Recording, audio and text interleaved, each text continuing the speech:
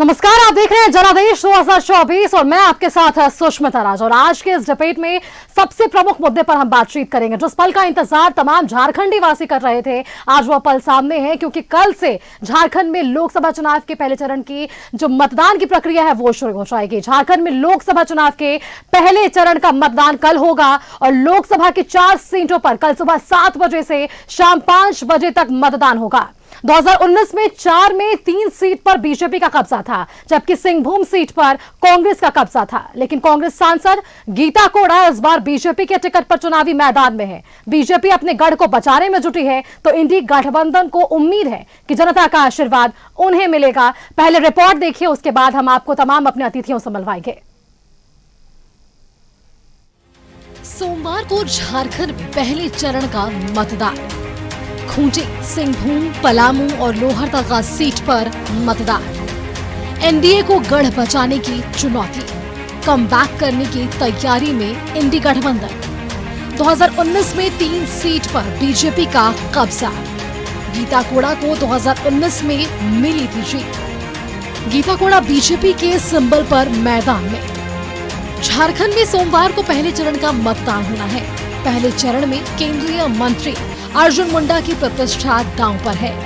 अर्जुन मुंडा का मुकाबला कांग्रेस के कालीचरण मुंडा से है। जेएमएम नेता बसंत लोंगा निर्दलीय ताल ठोक रहे हैं। खूंटी लोकसभा सीट पर 7 प्रत्याशी चुनावी दंगल में हैं। सिंहभूम लोकसभा सीट पर नारी शक्ति के बीच मुकाबला है। बीजेपी से सांसद गीता कोड़ा मैदान में है, तो जेएमएम से जोबा मांझी चुनाव लड़ रही हैं। 2019 में गीता कोड़ा कांग्रेस के टिकट पर चुनाव जीती थी। सिंहभूम लोकसभा सीट पर कुल 9 प्रत्याशी मैदान में हैं। पलामू लोकसभा सीट पर बीजेपी के बीडी राम को आरजेडी के ममता भुइयां टक्कर दे रही हैं। बीडी राम को उम्मीद है कि जनता का आशीर्वाद उन्हें मिलेगा और जीत की हैट्रिक लगेगी, लेकिन ममता भुइयां विजय रथ को रोकने में जुटी हुई हैं। लोहरदगा लोकसभा सीट पर मुकाबला त्रिकोणीय है। बीजेपी से समीर उरांव चुनावी मैदान में है, तो कांग्रेस से सुखदेव भगत चुनाव लड़ रहे हैं। लेकिन जेएमएम के बागी विधायक चंदा लिंडा निर्दलीय ताल ठोक रहे हैं। लोहरदगा सीट पर कुल 15 प्रत्याशी मैदान में हैं। झारखंड के जिन 4 सीटों पर सोमवार को वोटिंग होनी है, उनमें से 3 सीट पर 2019 में बीजेपी ने जीत दर्ज की थी, जबकि सिंहभूम सीट पर कांग्रेस ने कब्जा जमाया था। लेकिन अब की बार सिंहभूम की सांसद गीता कोड़ा बीजेपी प्रत्याशी के तौर पर चुनावी मैदान में है। Bureau report, news 11 Bharat. तो आपने हमारी ये पूरी रिपोर्ट देखी। 2019 के समीकरण को हमने समझाया और 2024 में क्या कुछ समीकरण बनेगा और बिगड़ेगा, इस पर अधिक बातचीत करने के लिए हमारे साथ तमाम गेस्ट आज हमारे साथ मौजूद हैं। बीजेपी से हमारे साथ कमाल खान यहां पर मौजूद है, आपका बहुत बहुत स्वागत है न्यूज़ 11 भारत पर। साथ ही साथ आजसू से हमारे साथ विजय साहू जी, आपका भी बहुत बहुत स्वागत हमारे इस डिबेट में। हमारे साथ कांग्रेस से डॉक्टर संजय सिंह है और जेएमएम से बटर सिंह जी, आप दोनों का भी बहुत बहुत स्वागत है हमारे आज के इस डिबेट में। और जैसा कि हम सभी देख रहे हैं कि लोकसभा चुनाव को लेकर जो सरगर्मियां थी काफी तेज थी, चुनाव प्रचार प्रसार खूब जोरों शोरों से हुआ। इन सबके बीच आखिर कल की सुबह वो दिन लेकर आएगी जिसका जनता इंतजार कर रही थी, आप इंतजार कर रहे थे। मेरा पहला सवाल बीजेपी से होगा, क्योंकि अब तक हमने देखा कि इन 4 सीटों पर जब हम बात करें तो 3 सीटों पर बीजेपी ने अब तक कब्जा किया है। 2024 में क्या कुछ समीकरण बनाकर रखा है आप लोगों ने जनता के बीच जाने के लिए? देखिए, हमारी तैयारी पूर्ण रूप से है और भारतीय जनता पार्टी सालों भर काम करती रही और हमारी पार्टी कैडर बेस पार्टी है। हमने हर बूथों पर अपनी कमेटियां बनाई है और बूथ पर कार्यकर्ता को हमारे जो बूथ के हैं वो है, पन्ना प्रमुख है, हमने शक्ति केंद्र बनाया है। तो हमारी तैयारी पूर्ण रूप से जो चारों लोकसभा का कल चुनाव होना है उसमें कार्यकर्ता मुस्तैदी से पार्टी ने सारी तैयारी कर ली है और कार्यकर्ता मुस्तैदी से हर बूथ पर रहेंगे और अधिक से अधिक मतदाताओं को निकालने का प्रयास करेंगे और उनको वोटिंग कराने का भी काम करेंगे। चलिए, तो मतदाताओं को जो है वो जागरूक करने का प्रयास होगा। कांग्रेस से एक सवाल ले लेते हैं, क्योंकि देखिए बीजेपी तो कह रही है कि बूथ स्तर पर इन्होंने लगातार कार्य किया है और बूथ पर मजबूती देने के लिए कांग्रेस के साथ साथ हमने देखा है कि बीजेपी लगातार इस बात का जिक्र करते आई है। क्योंकि 3 सीटों पर बीजेपी का इन 4 सीटों में से कब्जा है, कांग्रेस ने क्या कुछ तैयारी कर रखी है 2024 के लिए? हमारी तैयारी मुख्यतः जनवादी मुद्दों को उठाने का रहा है। मुद्दे जो आप देखे हैं हमेशा उठाया गया है, न सिर्फ हमारे शीर्ष नेताओं के द्वारा बल्कि ज़मीनी स्तर पर भी। वो मुद्दे हैं बेरोजगारी, महंगाई, किसानों का आय जो अभी पता होगा आपको, प्रति किसान आय हो गया है 34 रुपये, महिला सुरक्षा, और इसके साथ एक बहुत बड़ा विषय है कि हम चाहते हैं कि सामाजिक समरसता हो और आदिवासियत को हमारी पार्टी और झारखंड मुक्ति मोर्चा जो हमारी सहयोगी पार्टी है, दोनों हम लोगों ने झारखंड में आदिवासियत को और मूलवासी आदिवासी की जो संस्कृति है उसको हम लोगों ने कोशिश किया है प्रमुखता से सामने रखने का। और हम लोग को पूरा विश्वास है कि जिस तरह की तैयारी है हम लोग के पक्ष में मतदान भी होगा और हमारे प्रत्याशी सफल भी होंगे। तो चलिए, आप लोगों को विश्वास है क्योंकि जेएमएम आपके साथ सहयोगी है। जेएमएम से भी एक सवाल लेना चाहेंगे कि तैयारियां खूब हुई, वादे खूब हुए, और इन सबके बीच आखिरकार कल से वो दिन की शुरुआत हो जाएगी जब जनता अपने मताधिकार का प्रयोग करेगी। कई मुद्दों को लेकर जेएमएम ने भी इस बार सामने रखा है अपनी बातों को कि 2024 में उन मुद्दों को लेकर जनता जो है वो सामने आ रही है, और उनका जो भी विश्वास जेएमएम के साथ है या फिर आईएनडीआई के साथ है, उन विश्वास को पूरा करने के लिए जेएमएम उनके साथ खड़ा है। जी सबसे पहले तो झारखंड के लिए कल वाकई बहुत बड़ा दिन है। इस 2024 के चुनावी वर्ष में जो पूरे दुनिया की सबसे बड़ी डेमोक्रेसी में जो सबसे बड़ा डेमोक्रेटिक जो इलेक्शन हो रहा है जी, और झारखंड का कल 4 सीटों पे पहली बार मतलब फर्स्ट फेज का इलेक्शन फॉर झारखंड। तो मेरी तो जनता से बस यही अपील है कि ज़्यादा से ज़्यादा संख्या में, क्योंकि अभी तक देखा गया है कि 3 फेजेस में जनता कहीं ना कहीं हतोत्साहित होके वोट करने नहीं आ रही है। 60%, 57%, 55%।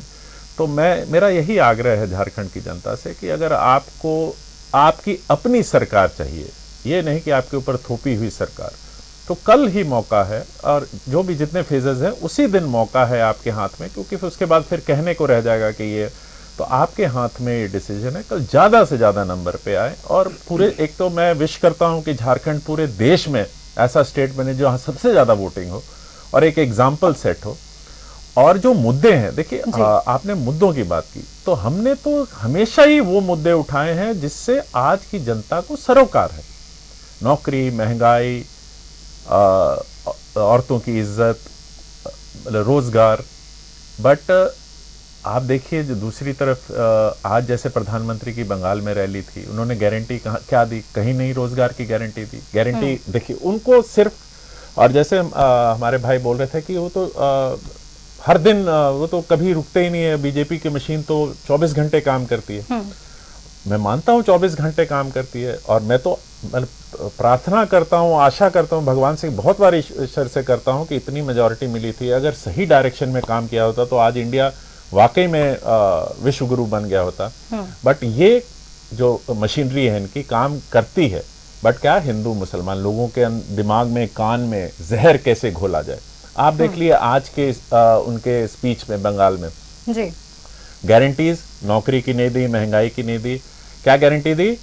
रामनवमी का जुलूस। तो क्या इस देश के सबको यहाँ बैठे हैं, आप भी बैठी हैं, क्या 10 साल से ही रामनवमी का जुलूस निकल रहा है? रामनवमी का जुलूस तो मतलब सदियों से निकल रहा है, क्या किसी ने आज तक रोक लिया?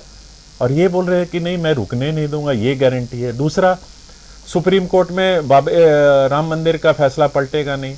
तो क्या इनका मतलब ये क्या कहना चाह रहे थे कि इनके कंट्रोल से, इनके कहने से सुप्रीम कोर्ट ने डायरेक्शन दिया? वो कॉन्स्टिट्यूशन और लॉ पे बिलीव नहीं करता कॉन्स्टिट्यूशन, मतलब सेंट्रल सरकार डिक्टेट कर रही है कॉन्स्टिट्यूशन सुप्रीम कोर्ट को। ये तो देश के लिए सबसे बड़ी शर्मनाक बात है। तीसरा, सीए, हम तो बोल रहे हैं सीए अच्छी चीज है, बट हमारा ये है कि हम सीए में मुसलमान लोग को भी लाएंगे। क्यों छोड़ेंगे भाई? जो दूसरे देश में प्रोसिक्यूट हो रहे हैं हम उनको भी जोड़ेंगे। हम सीए को तो नहीं बोल रहे हैं कि मत लागू करो। और 2 गारंटियां और थी, तो ऐसी गारंटी, मतलब नौकरी की गारंटी नहीं, महिलाओं की। आज तक मोदी जी ने रवाना पे कुछ नहीं बोला कि बहुत शर्मिंदा हूं, मैंने उसके लिए वोट मांगा। संदेश खली में आपने देखा कैसे बीजेपी वालों को लोगों ने कैसे औरतों को मिसगाइड करके और उनको डरा धमका के सादे पेपर में ब्लैंक साइन करा के, ये पूरा कितना बड़ा, मतलब सोचिए इलेक्शन जीतने के लिए किस हद तक गिर सकती है। बिल्कुल, तो आंसू से यही सवाल ले लेते हैं कि आप क्योंकि सहयोगी दल में है, एनडीए के साथ है, जिस तरीके से आरोप इन्होंने लगाया जेएमएम ने कि साफ तौर पर आप जीतने के लिए इन तमाम मुद्दों को सामने लाते हैं ताकि जनता जो है इन मुद्दों को ना देकर वोट कहीं ना कहीं वोट का बंटवारा जो है वो संभल पाए? सुष्मिता जी, सबसे पहले तो आपको बहुत बहुत धन्यवाद। और सबसे पहला बात मैं करना चाहूँगा कि कल झारखंड प्रदेश में लोकसभा चुनाव का प्रथम चरण है। चौथा चरण का ये पहला चरण झारखंड में है। देश में चौथा चरण ये पहला चरण है, जिसमें पलामू, चाईबासा, खूंटी और लोहरदगा में चुनाव हो रहे हैं। और आप देखेंगे कि पूरा चुनावी कैंपेन में सबसे ज़्यादा उत्साह के साथ कोई गठबंधन काम किया तो एनडीए किया। और सबसे बड़ी बात कि हमारे आजसू के सुप्रीमो आदरणीय सुदेश कुमार महतो, जो मैंने पहले भी कहा कि एक शाइनिंग लीडर है, पूरे ताकत के साथ इस कैंपेन में एनडीए के साथ रहे। और सभी सभाओं में, चाहे मोदी जी का कार्यक्रम हो, चाहे अमित शाह जी का कार्यक्रम हो, चाहे अर्जुन मुंडा जी का कार्यक्रम हो, हम लोग वहाँ रहे। और हम लोगों ने लोगों से अपील भी किया कि लोकतंत्र है और लोकतंत्र में जितना ज़्यादा वोटिंग हो, जितना ज़्यादा परसेंटेज ऑफ पोल बढ़े, मेरा लोकतंत्र उतना मजबूत होगा। और आज झारखंड प्रदेश में आप कल देखिएगा कि चारों लोकसभा क्षेत्र में परसेंटेज ऑफ पोल बढ़ेगा। कारण सिर्फ है कि एनडीए बहुत ताकत के साथ कैंपेनिंग किया। अब जहां तक रहा सवाल मुद्दों का, तो एनडीए ने अपने मुद्दों को स्पष्ट तौर पर बताया कि मोदी जी क्या किया और क्या करना चाहते हैं, भारतीय जनता पार्टी का क्या विजन है। आप देखेंगे कि 2004 तो में आईएनडीआई विजन के साथ आगे नहीं बढ़ रहा, आपका ये कहना है? आप देखें, एकदम नहीं। आप देखेंगे कि इनका कौन स्टार कैंपेनर यहाँ पर आया जो कि उत्साह लोगों में भर सके। हाँ, तो यही सवाल ले लेते हैं, यही सवाल ले लेते हैं कांग्रेस से। समय दीजिएगा जी जी। कि जब 2004 में आदरणीय अटल जी की सरकार गई, उसके बाद कांग्रेस 10 साल में पूरा हिंदुस्तान निराश था, दुखी बैठा हुआ था। अब हिंदुस्तान की नियति हो गई, हिंदुस्तान का कुछ नहीं हो सकता है। ये लोग आकाश से पाताल तक लुटने का काम किया। आप डीएमके का नेता किन्मोजी का नाम आप जो सुने होंगे, उनका ए राजा का ये लोग जेल गए, लालू प्रसाद यादव जेल गए, शिबू सोरेन जी जेल गए, सबके भ्रष्टाचार में जेल गए। और उसके बाद एक शख्स हिंदुस्तान में आया शेर की तरह और आके पूरे हिंदुस्तान के लोकतंत्र की फिजा को बदल दिया। वो नरेंद्र मोदी जी थे, जो आज पूरे हिंदुस्तान को, पूरे विश्व में जय जयकार मिल रहा है। तो ये नेता, आपने कभी सुना है कि नरेंद्र मोदी को कभी खांसी भी हुआ है, कभी सर्दी जुकाम हुआ है? वो आदमी दिन रात मेहनत करता है। ये लोग बोलते हैं कि ये मशीन बन गए। अरे भाई, झारखंड प्रदेश में पहला प्रधानमंत्री जो कि झारखंड में 3 बार आता है, इसलिए आता है कि यहाँ की सभ्यता, संस्कृति या यहाँ के लोगों के बारे में वो इतना इन्फ्लुएंटली यहाँ की जगहों के बारे में जानते हैं। ऐसा प्रधानमंत्री हमने नहीं देखा है। आप कल सिमरिया का कार्यक्रम में देखिए तो वो ओरमांझी से लेकर सिकिदिरी रोड का जिक्र कर रहे हैं, वो हजारीबाग से लेकर आपका बरही का रोड का जिक्र कर रहे हैं। तो सोचिए कि प्रधानमंत्री का दिमाग कितना चलता है कि पूरे देश को कैसे एक सूत्र में बांधना है। आज वो उड़ीसा से प्रचार करके आ रहे हैं, फिर वो झारखंड में प्रचार कर रहे हैं। तो प्रचार करने का मतलब है कि लोकतंत्र को जिंदा रखना है, तो लोगों में उत्साह भरना। और उनको देखने के बाद लोग यही बोला कि टाइगर आया, शेर आया, और हिंदुस्तान का मोदी शेर है। और सुदेश कुमार महतो झारखंड प्रदेश में, और सुदेश कुमार महतो का पूरा संगठन, देखिए हम लोग, इन लोग का पन्ना प्रमुख है भारतीय जनता पार्टी का, तो हम लोगों ने भी स्ट्रक्चर तैयार किया। हर गांव में, गांव कमेटी में एक ग्राम प्रभारी बनाया, और ग्राम प्रभारी के माध्यम से हर गांव में 10 घरों के बीच में एक चूल्हा प्रमुख बनाया, और वो 10 घर के बीच में एक चूल्हा प्रमुख घर में सर्वे करता है। कुल मिलाकर आपका कहना है कि बीजेपी हम लोगों ने मजबूती से काम स्ट्रक्चर किया, बनाया है। उतना उनको और इस मजबूतीकरण दिया। लोकसभा चुनाव में पिछले बार आप बोले कि 3 सीट हम लोग जीते थे, 4 सीट जीतेंगे और बहुत अंतर से जीतेंगे, आप देख लीजिएगा। और कल परसेंटेज ऑफ पोल भी बहुत ज्यादा रहेगा। चलिए संजय सिंह जी से सवाल ले लेते हैं, क्योंकि देखिए इन्होंने स्टार प्रचारक का जो है वो जिक्र किया है। हमने देखा पिछले दिनों जब प्रधानमंत्री नरेंद्र मोदी पहुंचते हैं, गृह मंत्री अमित शाह पहुंचते हैं, राजनाथ सिंह पहुंचते हैं, कई ऐसे दिग्गज बीजेपी की तरफ से कहीं ना कहीं एक वोट साधने की कोशिश, और इनके आगमन के बाद जनता में वो एक जोश देखने को मिला। क्या लगता है कि ये भारी पड़ने वाला है, पड़ रहा है? बाबा साहब भीमराव अम्बेडकर बहुत अच्छी बात एक कहे थे, जो मैं दोहराना चाहता हूं कि अगर इस देश के लोकतंत्र को खतरा है तो अधिनायकवाद से है। अधिनायकवाद से इसलिए खतरा है कि लोकमत में, जनतंत्र में, लोकतंत्र में जनता को केंद्र में रखना चाहिए। नेता तो आते हैं जाते हैं, उनको जनता ही नेता बनाता है। शेर कहना या बबर शेर कहना तो एक उपाधि है जो उनके अंधभक्त देना चाहते हैं, क्योंकि ये उनका एक तरीका होता है पूरा हिंदुस्तान अधिनायकवाद को महिमा मंडित करने का। हमारे जो कार्यकर्ता हैं वो जमीनी स्तर पर हमारे न्याय पत्र को गांव-गांव तक पहुंचा रहे हैं और न्याय पत्र में 5 जो गारंटियां हैं जी, उन गारंटियों की चर्चा इतनी हो रही है कि आप देखते होंगे भाजपा के नेता भी अपने भाषणों में हमारे ही मैनिफेस्टो पर चर्चा करना शुरू कर दी है। ऐसा है क्या? बीजेपी के लोग भी हमारे साथ हैं, आप बताइए ऐसा है क्या? क्योंकि बीजेपी ने भी गारंटी की बात की और कांग्रेस ने भी गारंटी की बात की। गारंटी वर्सेस गारंटी की लड़ाई भी 24 के चुनाव में हमें देखने को मिल रही है। देखिए, कांग्रेस पार्टी डूबता हुआ जहाज, इस पर जो अभी अब बैठने वाले हैं ना, वो सब डूबेंगे। गठबंधन नहीं, ये महाठगबंधन है। और जहाँ तक है कि झूठ का पुलंदा है, 60 साल तक तो सरकार ये चलाए। हम लोगों ने इमरजेंसी लाया था क्या? सारे लोकतंत्र का गला किसने घोटा? कांग्रेस पार्टी ने। प्रधानमंत्री श्रीमती इंदिरा गांधी उस समय थी, रातों रात आपका 12 बजे रात में इमरजेंसी लाई। सारे छोटे से बड़े नेताओं को, विपक्ष का उस समय हम लोग में थे, सारे विपक्ष के नेताओं को जेल के सलाखों में बंद कर दिया। और हम लोग अधिनायकवाद हैं? अरे हम तो जमहूरियत को कायम किए हैं। जहां तक सवाल उठा रहे हैं हिंदू मुस्लिम का, कभी हम लोग ये जिक्र बार बार करते हैं। ये हिंदू मुसलमान का हमारा तो है शुरू से लेकर। मोदी जी क्या कहते हैं? सबका साथ, सबका विकास, सबका विश्वास। 1 अरब 40 करोड़ जनता का देश की आवाम है, उनमें सारे समुदाय के लोग हैं। हिंदू भी हैं, मुस्लिम भी हैं, सिख भी हैं, ईसाई भी हैं, सबका काम कर रहे हैं। योजनाएं चल रही है तो क्या हिंदू को ही सब सिर्फ मिल रहा, मुसलमान को नहीं मिल रहा? हम तो योजना करके जमीन पर, और जो दिल्ली से 1 रुपया चल रहा है तो झारखंड में आकर वो 1 पैसा भी घट नहीं रहा। 1 से 1 रुपया जमीन पर उतारने का काम किसने किया? मोदी जी ने क्या कहा? 2014 में ही कहा था। मोदी जी ने कहा था कि न खाएंगे न खाने देंगे, और जो खाएगा उनका पेट में हाथ डालकर। ये कई सारे भाषणों में उनके हमने सुना है, उनके भ्रष्टाचार को लेकर वो काफी जो है मुकर्रर है। भ्रष्टाचार तो आज देखे झारखंड में क्या है। झारखंड में महागठबंधन की सरकार चल रही है। सरकार चल नहीं रही है, कमाने के लिए कर रही है, छिड़ने के लिए। कोई माई के लाल में ये हिम्मत नहीं है कि आज 10 साल से हमारी केंद्र में सरकार चल रही। कोई भी प्रधानमंत्री को तो अलग कर दें, कोई भी मंत्री पर भ्रष्टाचार का आरोप नहीं लगा सकता है। दामन दाग नहीं। रुक जाइए, एक बार इनसे भी जवाब ले लेते, क्योंकि आपने भी कई आरोप लगा लिए भ्रष्टाचार के मुद्दे पर। आपने बात की तो ये मुद्दा तो एक बड़ा अहम मुद्दा है 2024 के चुनाव में। आपने अपने पक्ष को रखा, उनके भी पक्ष को हम सुन लेंगे एक बार कि वो किन। हाँ जी, 30 सेकंड और सुन लीजिए। मैं कह रहा हूँ झारखंड में भी हमारी सरकार चली। माननीय अर्जुन मुंडा मुख्यमंत्री थे, माननीय बाबूलाल मरांडी जी मुख्यमंत्री थे, माननीय रघुवर दास जी मुख्यमंत्री थे। किसके दामन पर दाग लगा? कौन है?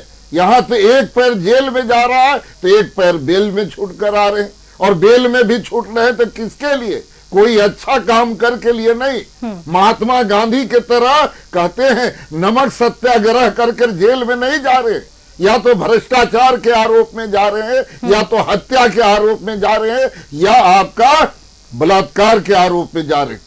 ये है आपका, ये से इनके विपक्ष का जहां जहां अभी आपका ये सरकार है। चलिए संजय सिंह जी से एक सवाल ले लेते, क्योंकि संजय सिंह जी देखिए पिछले दिनों में जब प्रधानमंत्री आए थे तब उन्होंने अपने इस भाषण में जिक्र किया था कि उनके 25 साल के इस पूरे करियर में आज तक उन पर भ्रष्टाचार का एक भी आरोप नहीं लगा। लेकिन हर भाषण में उन्होंने झारखंड विशेष का हर जगह जो है इस्तेमाल किया और कहा कि यहाँ जिस तरीके से भ्रष्टाचारियों का पहाड़ दिख रहा है, पैसों का पहाड़ दिख रहा है, वो दिखाती है कि जनता की गाढ़ी कमाई कहाँ जा रही है। तो भ्रष्टाचार एक बड़ा मुद्दा है 2024 के चुनाव में, विशेष तौर पर अगर झारखंड विशेष की बात करें तो। संजय जी देखिए, अपने गरिबान में झांक कर ही बात करना चाहिए। बीजेपी कभी अपने को बोलती थी कि हम सुचिता की राजनीति करते हैं, और वो समय था वाजपेयी जी का।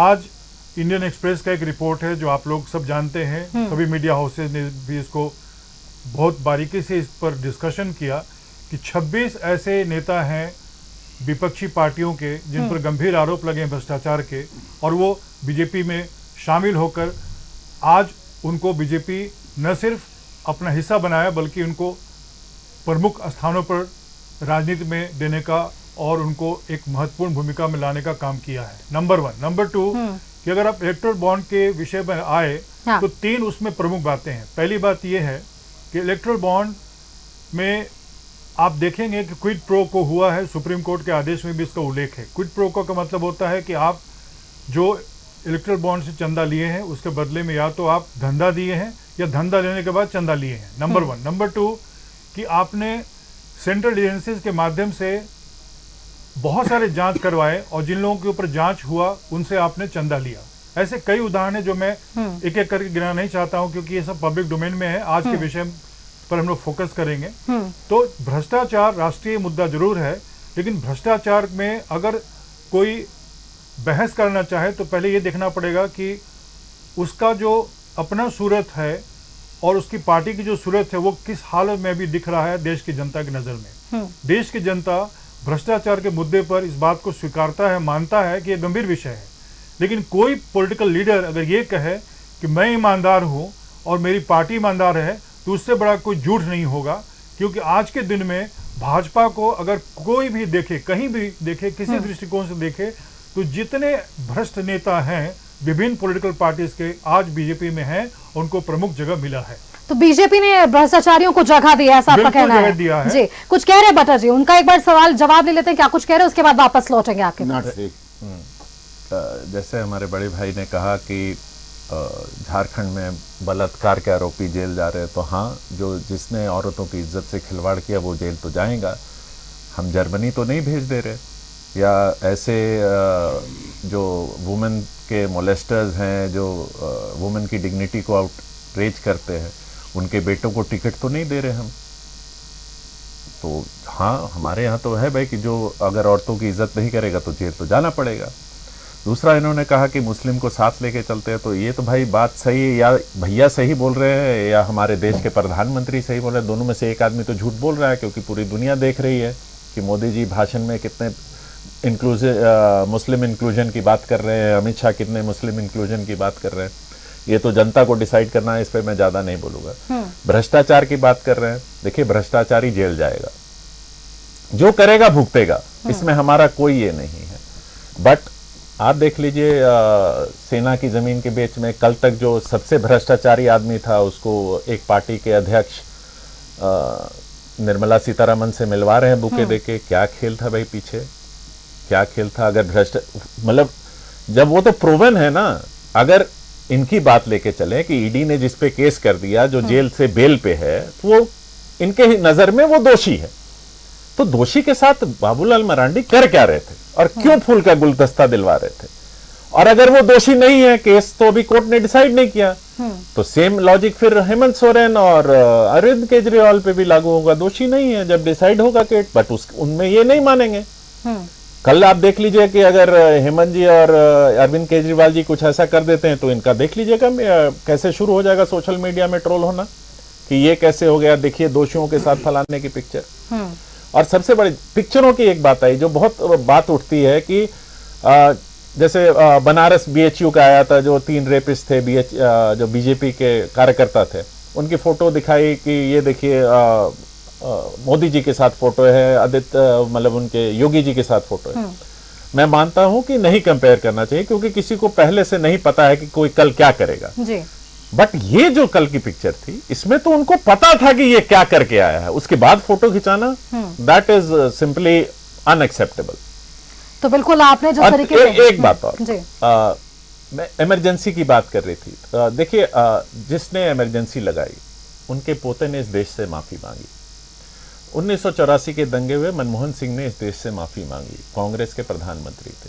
पर आज तक बीजेपी के एक आदमी से आप 2002 के दंगों की माफी मंगवा के दिखवा दीजिए और एक्सेप्ट करवा दीजिए कि बीजेपी ने वो जेनोसाइड किया था, नहीं करेंगे।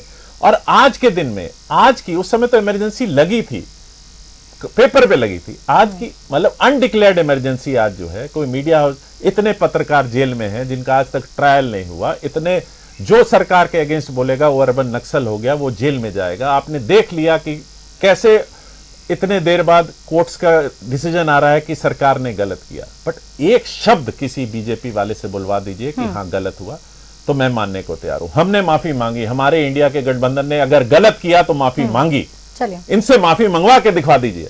ये तो बैठे हैं, बोलिए 2002 का दंगा गलत हुआ था कि नहीं, खाली बुलवा दीजिए, दोनों बैठे हैं। और तीसरी बात, जिस विष्णु अग्रवाल की हम बात कर रहे हैं, पूरी रांची जानती है, पूरा झारखंड जानता है कि उसके बिजनेस पार्टनर्स कौन है और किसके प्रेशर पे, कुर्मी वोट लेने के लिए कुछ प्रेशर के अंदर उनको माफीनामा दिलवाने की कोशिश की, वो जनता जानती है। मैंने नाम नहीं लिया किसी का, मैंने नाम नहीं लिया किसी का, मैंने नाम नहीं लिया किसी का, वो जनता जानती है। आपके कहने से नहीं होना है। नहीं, मैं तो नाम लिया ही नहीं मैंने, वो जनता को मैंने इशारा कर दिया, जनता अच्छे से जानती है। जी आप अगर बोल रहे हैं तो आप ये लोग इमरजेंसी में माफी मांग लिया। कितना क्रूर इमरजेंसी था, आपको समझिए कि ठंडा के दिन में किसी कमरे में किसी को बंद कर दीजिए तो बर्दाश्त कर लेगा, लेकिन 25 जून 1975 को इमरजेंसी लगा था। आप लोगों में मैंने गर्मी प्रचंड होता है और उस समय जानवर की तरह सेल में सबको डाल दिया। 2 साल तक इस तरह का क्रूर। और लोकतंत्र का बात ये लोग करते हैं, जब नेहरू जी और आपके पटेल जी में जब चुनाव हुआ था 15 में कितना वोट मिला था नेहरू जी का, बता दिए लोग। 13 वोट पटेल जी को मिला था, सरदार वल्लभ भाई पटेल को। फिर किस आधार पर लोकतंत्र में जो चुना हुआ प्रतिनिधि, जिसको चुना गया था कि प्रधानमंत्री बनेगा देश का, उसको प्रधानमंत्री नहीं बनने दिया गया और नेहरू जी को बना दिया। वहीं से तो लोकतंत्र को खतरा में रखा था। ये तो मोदी जी और अटल जी आए कि लोकतंत्र आज सुरक्षित दिख रहा है। उससे पहले सुरक्षित देखिए ना, इमरजेंसी जबरदस्ती इन लोगों ने लगाने का काम किया। अरे आप गुजरात हंस रहे हैं सर, जो इतने हंस लोग रहे हैं मारे सर, गए, वो गलत था हंस कि रहे हैं नहीं? सर। आज औरतों जनता का रेप बोल रही हुआ, वो है, गलत था कि कल नहीं? सिमरिया का कार्यक्रम में आप देखते हैं, पैरोल दिया गया, वो क्या गलत होगा? था कि नहीं? आप इनका खाली एक बार नेता बोल देखिए, दीजिए, अब हमको उस पर नहीं बोलने नहीं बोलिएगा। देंगे ये। एनडीए से बाहर हो जाइएगा, बोलिए। बोल लेने दीजिए ना। हमने नहीं टोका था। आपके नेता जिस तरह का, अरे एक बार 2 बार गलती होता है, स्लिपिंग ऑफ टंग होगा। आपका जो प्रधानमंत्री मटेरियल है, जो कैंडिडेट जिसको आप राहुल गांधी को कह रहे हैं और बनाएंगे भी, वो आदमी इतना मिस्टेक, इतना माने बातों को हल्के तरीके से रखते हैं। बताइए, देश की जनता उनको प्रधानमंत्री के रूप में, या कांग्रेस पार्टी का अगुआ साथी है जो कि कैंपेनिंग कर रहा है कि देश में सरकार बदले। आपके वो जो प्रमोद कृष्णन जी हैं, आपके सहयोगी थे आज से पहले तक, वो खुलासा कर रहे हैं मीडिया में आकर के कि राहुल गांधी जी बोल रहे हैं, मैंने उनके आधार पर, मैं कोई इल्जाम नहीं लगा रहा हूं, लेकिन प्रमोद कृष्णन के स्टेटमेंट को मैं कोट कर रहा हूं कि वो बोल रहे हैं कि राहुल गांधी बोल रहे थे कि अयोध्या का जो सुप्रीम कोर्ट का फैसला है, सुपर पावर कमेटी गठन करके इस फैसला को भी साहबानू के केस की तरह हम लोग पलट देंगे। अब सोचिए इनका सोच कैसा है। इनका कुछ बोलना चाह रहे, एक बार आपने अगर आरोप लगा तो इनका भी जवाब ले लेते। जी संजय जी, प्रमोद कृष्णन जी ये बात संजय जी जवाब। देखिए, दुष्प्रचार करना वो आप ही के नेता हैं। दुष्प्रचार करना बीजेपी का सबसे बड़ा कम्युनिकेशन स्ट्रेटजी रहा है। हिटलर के प्रचार मंत्री गोबल्स कहते थे कि अगर आप एक बार एक झूठ को 100 बार दोहराओगे, 100 जगह दोहराओगे, तो कुछ लोग उसको सच मानेंगे। गोबल्स के उस प्रचार करने के तरीके को बीजेपी, आरएसएस और संघ परिवार के जितने आप देखेंगे उनके जो सहयोगी हैं, सब उसको अपना लिए हैं। तो कमाल जी, क्या झूठ दोहराया जा रहा है बीजेपी की ओर से ताकि जनता उन पर विश्वास करे? इनका भी एक बार जवाब। जी कमाल जी, सुन लीजिए, पहले कंप्लीट करने दीजिए। माननीय सर्वोच्च न्यायालय का आदेश को, जब आदेश आ जाता है, उसका क्रियान्वयन अनुपालन हो जाता है, तो आप जानते हैं केशवानंद भारती केस में स्पष्ट है कि basic features of the constitution को कोई भी पार्लियामेंट का एक्ट ऑल्टर नहीं कर सकता है। तो ये जो दुष्प्रचार किया जा रहा है, ये जानबूझकर किया जा रहा है ताकि इनका एक नैरेटिव है हिंदू वोट्स को बेसिकली पोलराइज करने का। ये जो पोलराइजेशन का जो प्रयास है, इसलिए है क्योंकि इनको समझ में आ रहा है तीसरे फेज के बाद कि इनके हाथ से ये चुनाव निकल गया है, और जब चुनाव निकल जाता है तो एक ही उपाय बचता है, और वो उपाय क्या बचता है? लेकिन यही जवाब तो कल पिछले दिनों प्रधानमंत्री ने कहा कि कांग्रेस को कहीं ना कहीं इस बात का जो है वो अंदाजा लग चुका है कि इन 3 चरणों के पीछे वो पीछे चल रहे हैं, शायद इसी वही वजह है। 1 मिनट के लिए खाली गुजरात दंगों वाला क्लेरिफिकेशन ले लीजिए। हम लोग को ये जवाब गुजरात दंगों वाला प्लीज, ये जवाब दे दिया जाए कि जब राहुल गांधी कमाल जी किसी बात पे बहुत देर से कुछ कहना चाह रहे हैं। कमाल जी बहुत देर से कुछ बात कहना चाह रहे हैं। कमाल जी, आप अपनी बात जल्दी से सामने रखें। देखिए, ऐसा है कि सबसे पहले इन्होंने इलेक्ट्रोल बॉन्ड के लिए कहा है, संजय जी ने। इनका कई हजार करोड़ का रुपया आया है, पहले बताइए। नहीं, मेरा नहीं, सुनिए, जवाब मत, आपको मिलेगा, मेरी बारी है। मैं आपको डिस्टर्ब जी, नहीं जी, किया बोलिए। हूँ ना बटर सरदार जी को, हमको बोलने दीजिए कि नहीं, इनका एकदम क्या, बोलिए। इनका क्या है। हाँ, अपनी बातों को रखिए जी। ये कमा कर लिया रखे हुए हैं क्या? अरे वही जो आपका ईमानदारी से, भ्रष्टाचारी का गलत ढंग से कोई चंदा नहीं, किसी भी पार्टी की पार्टी चलती है चंदा ही से चलती है, सहयोग से ही चलती है, इसमें कहाँ है? लेकिन ईमानदारी तो दिखाइए कि वो कमरा में बैठकर 35 करोड़ और 70 करोड़ रुपया रखिए, 350 करोड़ रुपया रखिए।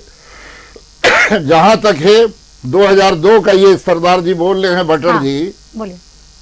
कितना अमित शाह जी और आपका भाई नरेंद्र भाई मोदी जी को परेशान कांग्रेस पार्टी की थी, लाख फंसाने का कोशिश की, लाख झूठा इल्जाम लगाने की कोशिश की, लेकिन न्यायालय में कहीं भी साबित नहीं कर पाए। और कह रहे हैं कि ये 84 का दंगा में जो सिख का, अटल जी जैसे हमारे नेता निकल कर बचाने की कोशिश कर रहे थे, और सिखों का जिस तरह हत्या की गई है 83 में इंदिरा गांधी की हत्या के बाद, वो रोआ आपका काट देगा। मैं तो केरला में था, ट्रेन में निकाल कर कांग्रेसियों ने हत्या किया था उस समय। चलिए, समय ये जो मैं कह रहा ये हूँ, भड़काऊ भाषा है। जो सुन लीजिए, और आचार संहिता के लगने के बाद इस तरह के भड़काऊ भाषा का जी, प्रयोग जी, नहीं जी, करना बिल्कुल। चाहिए।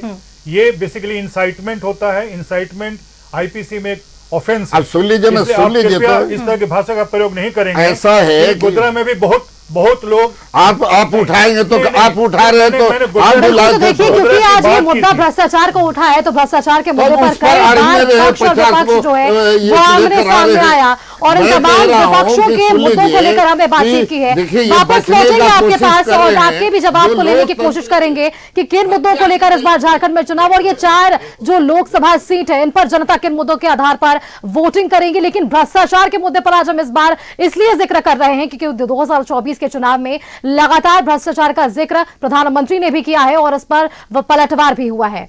सभी का स्वागत है। भ्रष्टाचार के मुद्दे पर हम इनसे बातचीत कर रहे थे, आरोप लगे और उस पर जवाब भी सामने आए। लेकिन आजसू से हमारे साथ जुड़े हुए थे विजय साहू जी, जिन्होंने ये आरोप लगाया कि कांग्रेस जो है कहीं ना कहीं वो विजन लेस है। शायद यही कारण है कि 10 साल तक उन्हें सत्ता नहीं दी गई। कांग्रेस से हमारे साथ जुड़े हुए हैं डॉक्टर संजय सिंह जी, उन्हीं से इसका जवाब ले लेते हैं। क्या ये सच बात है? क्योंकि देखिए, बीजेपी जब भी भाषण दे रही है या फिर उनकी तरफ से जब भी ये बातों का जिक्र हो रहा है, तो साफ तौर पर यह कहा जा रहा है कि कांग्रेस के पास एक मजबूत चेहरा ही नहीं है जो नरेंद्र मोदी के सामने खड़ा हो सके। कांग्रेस के पास मनरेगा है, करोड़ों देश के ग्रामीण मजदूर जिनके पास रोजगार नहीं है, मनरेगा से उनको रोजगार मिलता है। कांग्रेस के पास खाद्य सुरक्षा अधिनियम है, जिसके अंतर्गत गरीबी सीमा रेखा से जो नीचे परिवार है उनको अनाज मिलता है। कांग्रेस के पास वन अधिकार अधिनियम है, जिसके अंतर्गत वन भूमि का पट्टा मिला है उन गरीब आदिवासियों को और वन भूमि में रहने वाले मूलवासियों को जिनको सदियों से अधिकार नहीं मिला था। कांग्रेस के पास 5 न्याय हैं, जिसमें युवा न्याय, महिला न्याय, किसान न्याय, श्रमिक न्याय, और साथ में हम लोगों ने जो एक विज़न रखा है उसमें 3 प्रमुख बातें हैं। पहली बात यह है कि हम किसानों को एमएसपी का गारंटी देंगे कानून बनाकर। ये इसलिए कर रहे हैं क्योंकि हमारा जो अर्थव्यवस्था है इस देश का आज भी मुख्यतः आप देखेंगे कृषि पर ही आधारित है। 70% आबादी जो है कृषि पर ही निर्भर करता है, और सकल व्यक्ति आय जो देश का इतना कम है, हम दुनिया की 5वीं सबसे बड़ी अर्थव्यवस्था है, लेकिन अगर प्रति व्यक्ति आय को देखेंगे, पर कैपिटा इनकम को देखेंगे तो बहुत कम है। तो उसका कारण ये है कि ग्रामीण अर्थव्यवस्था में आप पाएंगे कि एक एग्रीगेट डिस्ट्रेस है, लगातार किसानों की आमदनी कम हो रही है। दूसरा हम लोग का प्रयास ये है कि हम लोग जितनी रिक्तियां हैं सरकार में, सरकारी नौकरियों में 30 लाख जो हम लोगों ने आंकड़ा इकट्ठा किया है, उसको हम लोग अभियान चलाकर पूरा करेंगे 15 अगस्त के बाद जब सरकार बनेगी इंडिया का। और तीसरा जो हम लोग का उद्देश्य है, जो बहुत बड़ा उद्देश्य है, कि हम लोग हर ऐसे परिवार में जो गरीब परिवार है, वहाँ की जो सबसे बड़ी महिला हैं जो उम्र में बड़ी हैं, उनको हम लोग 1 लाख रुपया प्रतिवर्ष देंगे। तो संजय जी देखिए सवाल ये, और अगर एक इतनी और सारी अंतिम उपलब्धियां हैं, अगर point। इतनी सारी अच्छी बातें हैं, तो आपके खेमे से कई लोग बीजेपी में क्यों चले गए, जिनमें से सबसे प्रमुख नाम गीता कोड़ा का है। आप भी जान रहे हैं, अगर इतनी सारी उपलब्धियां थी तो पाला बदलने का सिलसिला क्यों सामने देखिए, आया? राजनीति में पाला बदलने का सिलसिला चलते रहता है। जनता जो होता है वो निर्णय लेता है कि किसके साथ रहना है। पाला बदलना कोई नई परंपरा नहीं है जो शुरू हुई है अभी विगत वर्षों में या समकालीन है, या इसकी चर्चा हम लोग एक विशेष संदर्भ में करें, एक विशेष नेता या नेत्री के संदर्भ में करें। हमारे समझ से आयाराम गयाराम पॉलिटिक्स की जो चर्चा, लेकिन 2019 के समीकरण में देखिएगा तो गीता कोड़ा एक आपके पास स्ट्रॉन्ग हैंड था, लेकिन अब वो बीजेपी में, तो क्या तैयारी है? आप उनको स्ट्रॉन्ग मानते हैं, ये आपका आकलन है। हम उनको मानते हैं कि वो इस बार के चुनाव में जो वहां पर आंधी है इंडिया अलायंस का, उसके सामने वो टिक नहीं पाएंगे। कोई भी प्रत्याशी स्ट्रॉन्ग नहीं होता है, स्ट्रॉन्ग होता है जनता और जनादेश। चलिए, तो आप कह रहे हैं, क्योंकि मेरा भी इसलिए कहना था क्योंकि हम भी लगातार जनता के बीच जा रहे हैं और जनता का मूड क्या है, मिजाज क्या है, ये भी हम लगातार जान रहे हैं। बटर सिंह जी कुछ कह रहे थे, उनसे भी जवाब लेंगे, लेकिन देखिए जेएमएम की भी हम जब बात कर रहे हैं, सीता सोरेन वो भी एक प्रमुख नाम था, उनके पक्ष में आप क्या कुछ कहना चाहेंगे? देखिए ये जनता को डिसाइड करना है। अगर कोई नेता, जनता देखिए सबसे चतुर जनता है, जनता सब जानती है। हम सोचते हैं कि जनता भोली भाली है, बेटा जनता सब जानती है। एक तो है कि जो नेता जाते हैं क्यों गए जी, किस अपॉर्चुनिटी के लिए गए, ये देखना, और ये जनता को जानना बहुत ज़रूरी है कि क्या वाकई पॉलिटिकल आइडियोलॉजी के कारण गए कि पर्सनल गेन के लिए गए। और मुझे जहाँ तक मैं जानता हूँ और मैंने स्टडी किया है, और आज तक आप देख लीजिए कोई ऐसा नेता नहीं है यहाँ पर जो पॉलिटिकल आइडियोलॉजी के कारण दूसरी पार्टी में जाता है, सब अपने फायदे के लिए जाता है। गीता कोड़ा जी का भी पहले हम एक इस पे चर्चा, उन्होंने ज्वाइन की थी बीजेपी, बहुत विस्तृत चर्चा हुई थी, वो सावित्री के रूप में गई हैं। सीता सोरेन जी भी किस मजबूरी में गई हैं, लोकपाल की मजबूरी, सीबीआई की मजबूरी में मैं बोलना नहीं चाहता। हमारी भाभी हैं, अभी देवर भाभी की प्यार भरी नोकझोंक चल रही है, आप देख ही रहे हैं। वो बोल रहे हैं कि जेएमएम में आएंगी, वो बोल रही हैं नहीं वो बीजेपी में जाएंगी। तो देखिए, पर जनता बेवकूफ नहीं है, जनता अच्छी तरह जानती है कि क्या ये पॉलिटिकल आइडियोलॉजी के लिए शिफ्ट करके गई है या अपने फायदे के लिए। वो जनता को डिसाइड करना है, हम बैठ के स्टूडियो में ये डिसाइड कर भी नहीं सकते। और सबको देखिए इंडिपेंडेंट कंट्री है, सब कोई फ्री है, जिसको जहां अच्छा लगता है। आप बिजनेस भी देखिए लोग करते हैं, तो जिसको जो बिजनेस अपॉर्चुनिटी मिलती है करते ही। बात ये हो रही है कि आज के दिन में देश की जनता के सामने मुद्दे क्या है। इन्होंने कहा डेमोक्रेसी का, तो डेमोक्रेसी को आज बीजेपी सरकार के अंडर आप वर्ल्ड रैंकिंग में, मैं तो नहीं बोल रहा हूं, जो वर्ल्ड रैंकिंग इशू हुई है 2014 में, वो डेमोक्रेटिक में रैंकिंग में कहाँ थी, आज ले आइए। फ्रीडम प्रेस में कहाँ थी, आज ले लीजिए। हंगर इंडेक्स में कहाँ थी, हैप्पीनेस इंडेक्स में कहाँ थी, सारे किसी भी आंकड़े में, एक आंकड़े में ऊपर गई है।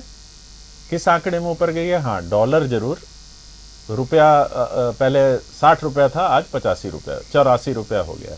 वो जरूर अर्थव्यवस्था हिंदुस्तान, 5वीं अर्थव्यवस्था हिंदुस्तान में, जिसमें $1 ट्रिलियन सिर्फ एक आदमी ऐड करता है, वो है अडानी। और किसकी कृपा से करता है? तो वो देश की इकोनॉमी में अगर आप जोड़ के देख रहे हैं तो आप बिल्कुल मिस्टेकन है। वो अडानी जी की प्रॉपर्टी बढ़ रही है और उसको आप देश से जोड़ लीजिए। और ये नहीं, आपको मैं अगर बोलिएगा तो अडानी जी के स्पीच सुना देता हूं कि we are adding 1.2 trillion dollars वो इंडिया की इकोनॉमी में ऐड कर रहे हैं, एक आदमी अकेले। और 144 करोड़ जनता क्या कर रही है? वो राशन ले रही है, भीख कटोरा ले रही है, 100-150 रुपए के। अपमान नहीं कर रहा हूं, आपने अपमानित किया है जनता को। अपमानजनक बात है। आप पकौड़ा बेचवा रहे हैं, जनता को बोल रहे हैं रोजगार है, पकौड़ा बेचवा के रोजगार कर रहे हैं, तो वो अपमान नहीं है। नाली की गैस से 2009 में अपमान नहीं है। और सबसे बड़ा बात देखिए, जिस प्रधानमंत्री की ये बोल रहे थे कि राहुल गांधी बहुत हल्की बातें डरा के रखते हैं अपने एलाई पार्टनर को। राहुल गांधी हल्की बातें करते हैं, प्रधानमंत्री।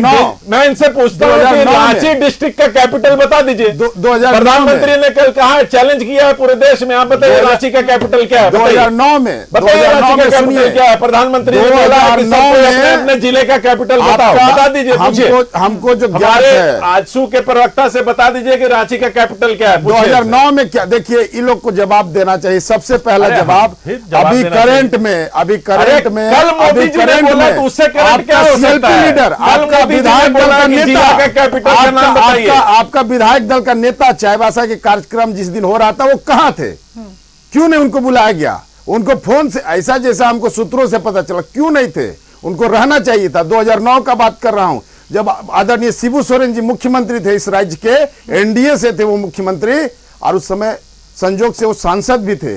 उस समय वहां पर आपका सरकार था और शिबू सोरेन जी को इतना प्रेशर किया गया कि मुख्यमंत्री एनडीए का, लेकिन आपके बिल के सपोर्ट में वो समर्थन करते और सरकार गिरती। कितना डराते थे आप लोगों को? भाजपा डराती नहीं है। भाजपा बहुत मोहब्बत के साथ अपने अलाई पार्टनर के साथ पूरे हिंदुस्तान को रचने गढ़ने में लगी हुई है। भारतीय जनता पार्टी यशस्वी प्रधानमंत्री जब जहां जाते हैं, और आप जितना गिना ले, कितना किताब पढ़वा ले, लेकिन लोग आपको एडमिट नहीं कर रहे हैं, आपको नहीं मान रहे हैं, मानने के लिए तैयार नहीं है। आपका सुपड़ा साफ होगा, आपका सुपड़ा साफ होगा। ये सुपड़ा किसका साफ अच्छा, होगा? मैम, जनता का आशीर्वाद मेरी किसे मिलेगा? ये मेरी- 4 जून को चीजें स्पष्ट होंगी और 4 जून को जनता आशीर्वाद किसे देगी? फिर से आप सभी का स्वागत है। हमारे साथ कमाल खान जी जुड़े हुए हैं, जो कह रहे थे कि इन्हें कुछ बातें कहनी है, लगातार ये बात कहने की कोशिश कर रहे थे। आपके पास अभी समय, कमाल खान जी, अपनी बातों को जनता के सामने रखिए। क्या कुछ कह रहे हैं आप?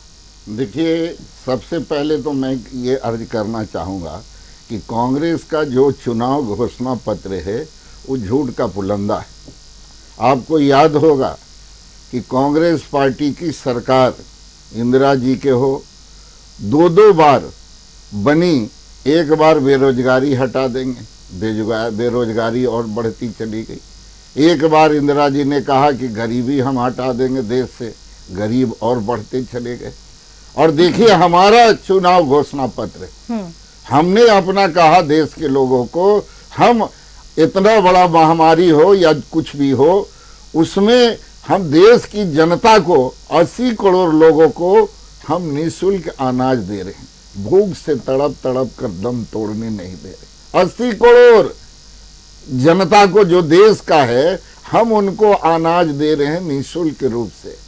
और जहां तक है सवाल कि ये यहाँ का भ्रष्टाचार का कह रहे हैं, तो भ्रष्टाचार में हम लोग हैं। अगर हिंदू मुसलमान की बात होती तो हम हैं। 17 राज्य में बीजेपी की सरकार अकेले, कोई भी तो बताए। और कांग्रेस के दौरे हुकूमत में रोज आपका हर शहर में, कोई ना कोई शहर में आपका दंगा फसाद सांप्रदायिक हिंसा होते थे। और हम लोगों ने ऐसा पाटा कि पूरे देश में आप देख रही हैं कि सांप्रदायिक हिंसा कहीं भी नहीं हो रहा। सब आपका मिलजुल कर रह रहे हैं, प्यार और मोहब्बत से रह रहे हैं। हमने गरीबी हटाने का काम किया, हमने भ्रष्टाचार को खत्म करने का काम हम लोग कर रहे हैं। और आने वाले दिन में देखेंगी आप कि ये 30 करोड़ नहीं, 30 लाख नहीं, हम आपका नौजवानों को, इसीलिए रास्ता हमने निकाला था अग्निवीर का, कि एक जगह सेंट्रलाइज न रहे, जो सीख लेंगे काम उनको परमानेंट नौकरी मिल जाएगा। और जो है तो इसलिए जितना है, तो अब आगे जो 2024 के बाद मैम आने वाला 29 तक हम रोजगारी को दूर करेंगे। और जहां तक है सवाल कि अब हमने सारा काम कर लिया है, रोजगारी नहीं, बेरोजगारी को। जी, बेरोजगारी को नहीं बिल्कुल ठीक कहा इन्होंने। सुन लीजिए, नहीं आपको मौका मिलेगा संजय भाई, आप जवाब दीजिएगा। बेरोजगारी जो ये है तो उसको हम दूर करेंगे। फिर भी मैं चुनौती के साथ कहता हूं कि करेंगे। लेकिन एक काम है जो कांग्रेस के दौरे हुकूमत में बच गया था काम, कि जो एक जमाने में ये देश विश्व गुरु था, अब हम विश्व गुरु के रूप में इस देश को स्थापित करके रखेंगे। जो दुनिया को नेतृत्व भारत करता था और उस पर कदम बढ़ा चुके हैं नरेंद्र भाई मोदी जी। और आज धीरे धीरे आपका देश आगे बढ़ता जा रहा है। और वो दिन दूर नहीं है कि नरेंद्र भाई मोदी जी के नेतृत्व में ही देश विश्व गुरु के रूप में स्थापित होगा। तो ये सारी जो है बीजेपी की तरफ से कहा जा रहा है कि लगातार जो तैयारियां हैं बीजेपी की तरफ से वो सामने है, और यही जो नतीजा है 2024 का परिणाम भी हमें देखने को मिलेगा। क्योंकि हमारे साथ संजय सिंह जी जुड़े हुए हैं, उनसे एक सवाल लेते हैं, क्योंकि ये लगातार मोहब्बत का जिक्र कर रहे हैं और राहुल गांधी की जब भी जिक्र होती है तो उनके भाषण में एक बात वे जरूर कहते हैं कि इस नफरत के बाजार में उन्होंने एक मोहब्बत की दुकान खोल रखी है, जहां उन तमाम विषयों पर बातचीत वे करते नजर आते हैं। क्या लगता है कि उनकी बातों से जनता पर इंपैक्ट पड़ने वाला है 2024 के चुनाव में? राहुल गांधी जी का जो भारत जोड़ो यात्रा था, पैदल चले वो कश्मीर से कन्याकुमारी तक, और उसके बाद कन्याकुमारी से कश्मीर तक दोनों कह सकते हैं आप, और फिर उसके बाद भारत न्याय यात्रा जो उनका था मणिपुर से मुंबई तक, अगर ठीक से देखा जाए, ईमानदारी से देखा जाए तो स्वतंत्र भारत में पहली बार ऐसा देखने को मिला कि किसी भी पार्टी का कोई भी राजनेता कोशिश किया ईमानदारी से अपने देश को जानने का, लोगों के बीच जाने का, उनके समस्याओं को, उनके विषयों से जुड़ने का और सवालों का जवाब ढूंढने का। जी। वो एक तरफा संवाद नहीं था, उसमें वो सुनते थे और सुनने के बाद चिंतन भी करते थे, और उसी चिंतन से हम लोग का न्याय पत्र निकला है।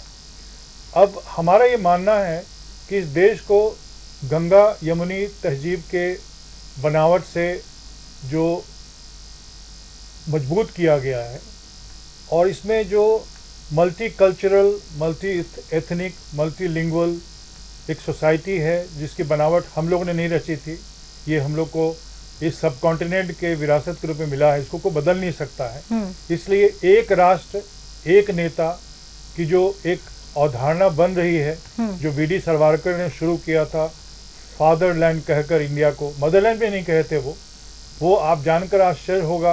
मैं चाहता हूं आपके दर्शक इस बात को जाने कि इनके जो सबसे बड़े चिंतक हैं भाजपा के, जो पहले जनसंघ था, हिंदू महासभा, वीडी सावरकर, वो अपने देश को पितृभूमि कहते थे, फादरलैंड बोलते थे, और उन्होंने कहा था साफ शब्दों में कि वो मानते हैं कि जो भी बाहर से आया है इस देश का वो शत्रु है। शत्रु शब्द का उन्होंने प्रयोग किया था। तो मेरा ये मानना है कि ये देश समावेशी तभी रहेगा जब हम लोग इस बात को स्वीकारेंगे कि ये देश बस गया है। आप जैसा बसा है उसको स्वीकार लीजिए। आप उसको बखिया उधेर के फिर से नया एक भारत नहीं बना सकते हैं। हाँ, इसको बेहतर भारत बना सकते हैं। तो कुल मिलाकर आपका कहना है कि राहुल गांधी ने जो भारत जोड़ो न्याय यात्रा निकाली, इससे कहीं ना कहीं जनता के बीच इंपैक्ट है, और इस बार भारत जोड़ो न्याय यात्रा की विशेष बात भी ये रही क्योंकि झारखंड में लंबे समय तक उनकी ये यात्रा रही है। अब इस पर क्या कुछ उनका जो है इंपैक्ट पड़ा है जनता के बीच, ये देखने वाली बात होगी। फिर से आप सभी का स्वागत है। हम बातचीत कर रहे हैं, तमाम विषयों पर हमने बात की, लेकिन सबसे विशेष बात ये कि कल से झारखंड में इन तमाम 4 सीटों पर मतदान शुरू हो जाएगा। और अंत में क्या कुछ कहना चाहेंगे आप हमारे दर्शकों से, ये फटाफट इनसे जवाब ले लेते हैं। सबसे पहले जेएमएम से बटर सिंह जी हमारे साथ जुड़े हुए। बटर जी, कल का दिन बेहद खास, क्या कुछ कहना चाहेंगे अपने उन तमाम 4 लोकसभा सीट की जनता से कि वो आपके पक्ष में वोट करे, और आपकी क्या कुछ अपील रहेगी उन तमाम जनता से? देखिए, अब यहाँ शुरू हो रहा है, जनता के हाथ में, अब जनता के पाले में गेंद है जिसको कहते हैं, क्रिकेट कमेंटेटर्स कहते हैं कि, तो जनता से मेरी एक ही रिक्वेस्ट है कि सोच के, किसी की भावनाओं में नहीं बहना। ये आपके भविष्य का बात है, आपकी भविष्य आपके हाथ में, किसी और के कहने पे मत जाइए। आपको जो लगता है कि ये कैंडिडेट मेरे लिए अच्छा है, आपके परिवार के लिए अच्छा है, आपके कुटुंब के लिए अच्छा है, आपके मोहल्ले के लिए अच्छा है, आपके शहर के लिए अच्छा है, आपके देश के लिए अच्छा है, उसे वोट दें। और एक है, क्योंकि कमाल भी यहाँ है, शेरो शायरी का बहुत शौक रखते हैं, जल्दी तो मैं खोज रहा था, तो हाँ। जिस तरह से आज इस देश में माइनॉरिटीज का हाल कर दिया है, तो मजरू सुल्तानपुरी का एक बहुत शेर है, मैं उस पे, उन्होंने बड़ा फिट बैठता है हमारे कंडीशन पे। मजरू काफिले की मेरी दास्तां ये है, रहबर ने मिलके लूट लिया राहजन के साथ। तो हम लोगों को जिस तरह से ये हिंदू राष्ट्र का जो नैरेटिव इन्होंने शुरू किया कि हिंदू राष्ट्र बनेगा, और जिस तरह से माइनॉरिटीज को परसिक्यूट किया जा रहा है, तो मुझे लगता है कि ये जनता को ये देखना पड़ेगा कि अगर ये भाईचारे के साथ अगर हम मिलके नहीं रह सकते हैं तो ये देश खंड खंड हो जाएगा। चलिए, क्या कुछ कहना चाहेंगे अब आप बताइए विजय साहू जी, क्योंकि जनता से अपील आपकी है, और अंतिम आपके पास भी 1 मिनट। हाँ, कल जो लोकसभा चुनाव झारखंड में है वो चौथा चरण का ये प्रथम फेज झारखंड के लिए है। जनता से अपील यही करेंगे, चूंकि हम लोग शुरू से ही जब से कैंपेन शुरू किए हैं तब से प्रयासरत है कि लोकतंत्र को अक्षुण्ण रखने के लिए, मजबूत रखने के लिए अधिक से अधिक परसेंटेज ऑफ पोल बढ़े, लोग अधिक से अधिक पार्टिसिपेट करें। तो अभी भी मैं सबसे यही आग्रह करूंगा और सबसे विनती करूंगा कि लोकतंत्र, आप वोट आपका अधिकार है, कल मैक्सिमम पोलिंग आप लोग करें और देश के लोकतंत्र को मजबूत करें। चूँकि इन लोगों ने हिंदुस्तान को शुरू से, इसे अभी बोल रहे थे, एक लाइन में बोलूँगा, ज़्यादा कुछ नहीं बोलूँगा। हिंदुस्तान ये बोल रहे थे कि भारत जोड़ो यात्रा कर रहे थे। अखंड भारत को 370 धारा लगा के खंडित करने का काम किसने किया? समय की पाबंदी है। सरदार वल्लभ भाई पटेल ने पूरे रियासतों को एक साथ जोड़ा, फिर भी लास्ट में एक छोटा सा क्यों करके अभी पाक ऑक्युपाइड कश्मीर जो है उसको ये लोगों ने यूएन का मसला बना दिया। तो उस पर अभी मैं नहीं जाऊंगा। कल का पोलिंग जबरदस्त होगा, उत्साह है। चलिए, वोट की अपील है। कमल खान जी क्या कुछ कहना चाहेंगे? 10 सेकंड आपके लिए भी अपनी जनता से वोट की अपील है, क्या कुछ कहेंगे जनता से? कमल खान जी देखिए, मैं तो सबसे पहले देश की और झारखंड की जनता से जहाँ जहाँ चुनाव हो रहा है और आपके चैनल के माध्यम से आग्रह करना चाहूँगा कि सबसे पहले तो सुबह में 7 बजे से है, सबसे पहले उठे, मुँह हाथ धोकर और नित्य क्रिया करके सबसे पहले जाकर अधिक से अधिक संख्या में मतदान करे, तब आकर जलपान करे। चलिए, बिल्कुल। साथ ही संजय सिंह जी, समय की पाबंदी है। कमल खान जी 10 सेकंड कि जहाँ तक ये आरोप लगा रहे हैं इन लोग, आरएसएस, भारतीय जनता पार्टी, जनसंघ बराबर ये करते रहते हैं। यही दुकान है तथाकथित सेकुलर दलों से के। मैं इतना ही कहूँगा, शेर के माध्यम से इतना ही कहूँगा कि हम आह भी भरते हैं तो हो जाते हैं बदनाम, लेकिन कांग्रेस के लोग, जेएमएम के लोग, राजद के लोग कत्ल भी करते हैं तो चर्चा नहीं होती। चलिए, संजय सिंह जी 10 सेकंड आपके लिए भी। मीडिया आपका, गोदी मीडिया में यही तो चर्चा होती है। संजय सिंह जी जल्दी 10 सेकंड आपके लिए। ये चुनाव संविधान बचाने का है, ये चुनाव लोकतंत्र को बचाने का है, ये चुनाव सामाजिक न्याय की धारा को मजबूत करने का है, ये चुनाव नफरत की बाजार में मोहब्बत की दुकान को सजाने का है, संवारने का है। और मैं चाहता हूँ आपके चैनल के माध्यम से सभी आपके दर्शक इस बात को समझें कि ये अवसर उनको 5 साल में एक बार मिलता है। बिल्कुल, चलिए। निश्चित तौर पे जाएं, वोट करें और एक ऐसे भारत का निर्माण करें जिस भारत में नफरत नहीं हो, समरसता हो। चलिए, आप सभी का बहुत बहुत धन्यवाद हमारे साथ जुड़ने के लिए। और वोट की अपील न्यूज़ 11 भारत भी अपने दर्शकों से करेगा।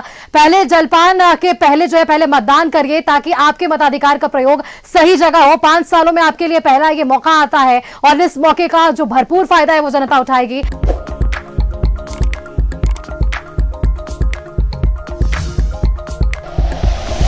Like and share videos, subscribe करें हमारा चैनल और प्रेस करें बेल आइकॉन। न्यूज़ 11 भारत, सच है तो दिखेगा।